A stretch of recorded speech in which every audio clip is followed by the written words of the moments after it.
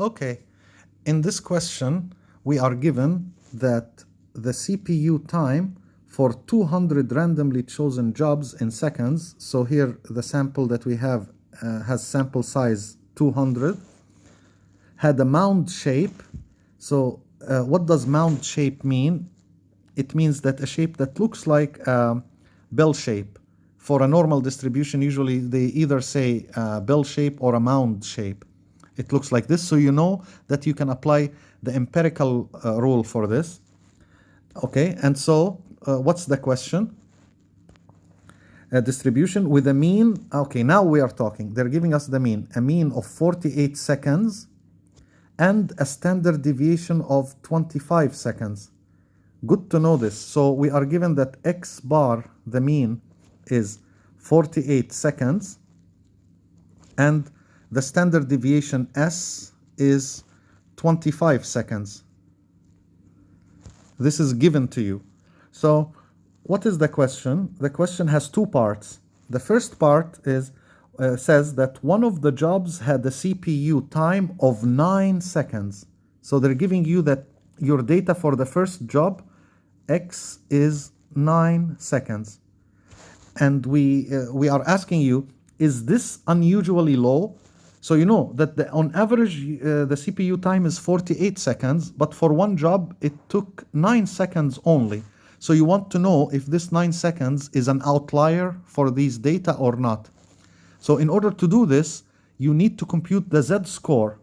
Okay, so let's see, what is the z-score for this x? The z-score, as you know, is a fraction. You take your data value, subtract the mean from it, and divide by the standard deviation. So it will be 9 minus x bar is 48 over s is 25. And let's do it on the calculator. So you put a fraction, 9 minus 48 divided by 25. And so the answer is negative 1.56. That is the z-score for your data of 9 seconds. Now, this number, the z-score that you got for your x, it will tell you if your data is extremely low or if it's an outlier or maybe high. Okay, in this case, we want to check if it's low or not. So you look at the picture here.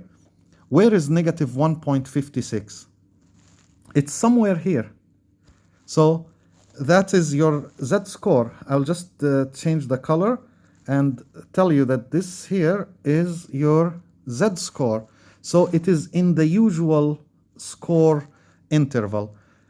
From -2 to 2, if you have any z-score, then that is a usual score. It's not an outlier or extremely low or this. So the answer to the first part, is this unusually low? No. You can say it is a usual score. It is usual. That's fine. It's a usual score. So now that is for the first part.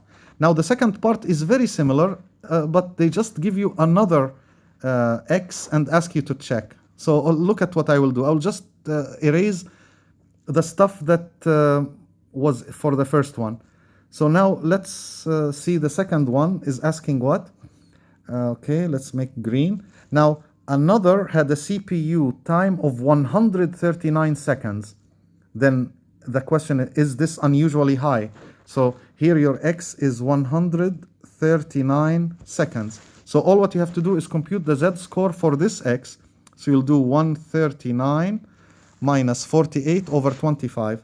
So from here, I will just change the 9 to 139. So 139. And what do we get? We get 3.64. Now let's see, where is 3.64? 3.64 is somewhere there. You see, it's in the very unusual scores. So for this one, you say yes, this x value, this data value of 139 seconds is unusually high. Unusually high. And that's it. So it is an extreme outlier. Okay, so you can put other numbers and check for yourself. So choose something else and see what would be. For example, I will give you just one thing. Give me a number that will give us a usual score that, let's say, is positive. So you can get it here. And something that is unusual, but not very unusual. And you have already an example of something that is very unusual. Get another example. So try to find three numbers. One will give you a z-score that is usual, another one will give you an unusual, and the last one will give you very unusual, and practice on them. Okay, and this will be the end of this video.